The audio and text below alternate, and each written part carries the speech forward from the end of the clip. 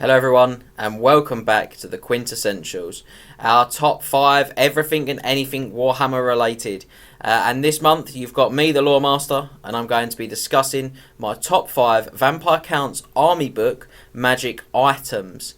Again, tricky to put these ones in order, but I'm pretty happy with where I've finished up, so I'm going to get stuck in straight away with my 5th place choice, which is the legendary magic weapon Scabscrath. And this one comes in at 75 points. It is a big cost, but it does give its bearer devastating charge, frenzy, and flaming attacks, which are all nice rules, and obviously kicking out potentially 2 additional attacks on a vampire is lovely. But the reason you all take it, obviously, is because of the Death Shriek ability that it gives you from the Terrorgeist. What I like about this is when you roll it up with Curse of the Revenant and combine that together, and you get in 2d6 plus 4 minus your opponent's leadership. And if you've got Aura of Dark Majesty on that vampire as well, you're now getting effectively almost 2d6 plus 5 against their leadership. It doesn't work quite like that, but it's effectively working like that.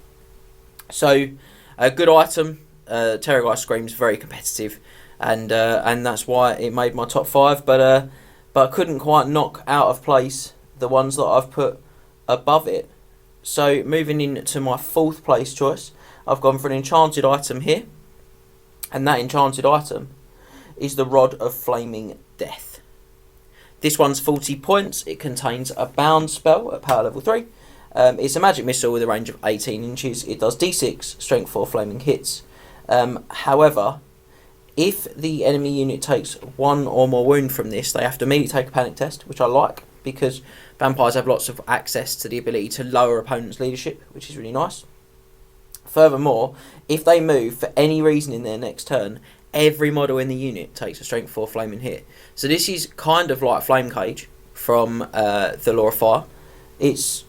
But it's a bound spell, and it's enchanted. I can drop this on like a White King, like a non-wizard character, to get that spell in my list. It's amazing control power with the combos for lowering leadership. It's amazing potential to panic enemies off, and to be honest, I have to say I'm guilty of not using this item anywhere near enough. I think it's wildly underrated. Very, very good. So one to check out if you've not tried it. Into my top 3 now. It's getting trickier, guys. At 3rd place, I've opted for the Night Shroud. This one is magic armor, although it can be worn by necromancers. I don't really see why you would, but it can be. It's 40 points. It adds 1 to the bearer's armor save, which is nice, but enemy models in base contact with the bearer lose all strength bonuses conferred from any normal or magical weapons they may have, and they gain away strikes last. This is really nice. It's amazing on a character that you want to put in a challenge a lot, because you can ensure sort of the survivability of your character much more. When you're taking strength bonus away, that +1 to the armor really counts for a lot more as well. So, big fan of this. I've used it many times on a White King Battle Standard bearer who always likes a challenge because he's got that killing blow. I think it's great. It would probably be my top choice if it was attacks directed at the bearer don't gain a strength bonus, not models in base contact. And the reason that's a shame is because models in a supporting rank do keep their strength bonus. So if you've got a great weapon in the 2nd row, you will get to keep your strength against this bearer, which is a shame, because I think that's probably the one thing it's missing. And not that it's not a great item, and I recently played against this on a model mounted on a Coven Throne, and it was really tricky to deal with in that scenario, because you really need, on a small frontage, I mean, like, you're sort of 4 wide, you're losing sort of potentially half of your high strength attacks. I charged it with some knights and then got absolutely caught short big time. So big fan, like it a lot. The fact it combines with other equipment means that it's really ace. It's you do pay the points for it. I think it's the right points at 40, but you do know you've paid it. But as I say, on a White King, on a horse, you can easily get a 1-up armor save with this, or on foot even. I used to run this with the Night Shroud, a shield, and heavy armor. He's got a 3-up armor save, and you don't get strength bonuses. Very, very tough. So, big fan. Into my top 2, and I really struggled here to split the difference, really. But I've gone 2nd place. I've gone for the Banner of the Barrows. This is an excellent Magic standard, one of the best in the game, I'd argue. 50 points. All Graveguard, Black Knights and White Kings in the same unit as the Banner of the Barrows receive +1 to hit in combat. The bonus also applies to Krell, and the bonus is not conferred to any mounts they have. That's the only thing you have to bear in mind, so you don't get it on the steeds of your Black Knights. But on a block of Graveguard, this is just wild. It means they basically never hit on worse than like a 4. Most of the time they hit on a 3. It's horrible. It's a really horrible item. A really good counter for some of the best choices in the game, like your Mark of Nurgle, your Demons of Nurgle. It's really great there. Fantastic against enemy elite infantry as well, that would have the weapon skill bonus on the Graveguard and then get caught short on the fact they're still being hit on 3s. And I think what makes this so powerful is the fact that I can get a White King in there to benefit from it as well, and it's got other really fantastic synergy in this book. Let's not forget Van Haal's Dance Macabre allows you to reroll fail to hit rolls. That's incredible when you're getting +1 to hit. Let's not forget if your opponent fails a fear check, which you can do a lot to push the fear down. This can mean they're hitting on 2s. And when you combine it even with Hellish Vigour and reroll the fail to wound rolls on those undead, you get something there that's really scary, because ultimately they hit a lot and then they can potentially wound a lot. And don't forget, all of these units have Killing Blow. So the more hits you score, the more likely you are to knock a character out. I very rarely see a unit of Graveguard that comes to battle without this. And that's generally only because they've got it on a different unit in the army, a unit of Black Knights or a second unit of Graveguard, for those mad people that like to run 2 units of Graveguard. So yeah, really fantastic item. I've blitzed through these today, but that means that we are already at our honourable mentions slot, and my honourable mention is just going to be 1 for this video. I know there's going to be some of you screaming, I can't believe you're not going to include the Black Periapt, but I just think it's too many points. I know a lot of you really like the item. People tell me all the time they think it's really useful. I've just never found a lot of use for it, and I feel like it cost me too many points. So it's not my honourable mention. My honourable mention is none other than the Staff of Damnation. This item at 40 points I think has a lot of potential. It's got one huge drawback that meant it didn't make my top 5.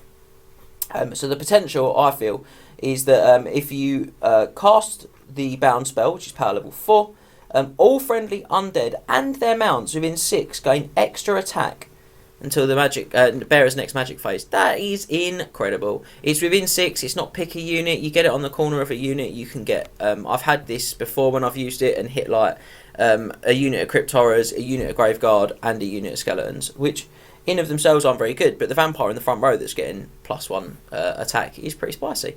So I really like this item. I think you'd see it all the time, except it says arcane item. If this was an enchanted item, I think this would be in everyone's lists. But the fact that I have to take a vampire to get access to it, or put it on a necromancer who really doesn't want to necessarily always be in the risk zone, I suppose you could put them just an inch behind your combat block. But I just feel like you're really competing in the arcane item slot already. And it's really hard to see you slotting this one in, which is a shame, because I think it is fantastic and it does have bucket loads of potential to do tons more damage to your opponents.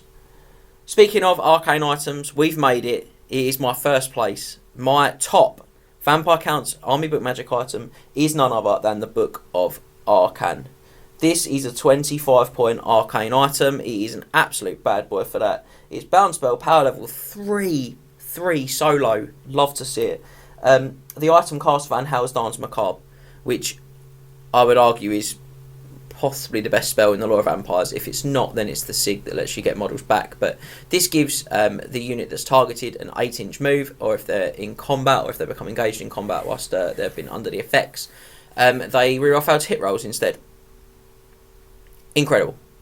Rerolling to hit rolls is really the gold standard of winning combats in Warhammer. We know how powerful the elves are because they reroll hits so regularly. We know how common choices that confer hatred like warrior priests are, and certainly the ability to just pick the best unit in your army and let it do that is amazing.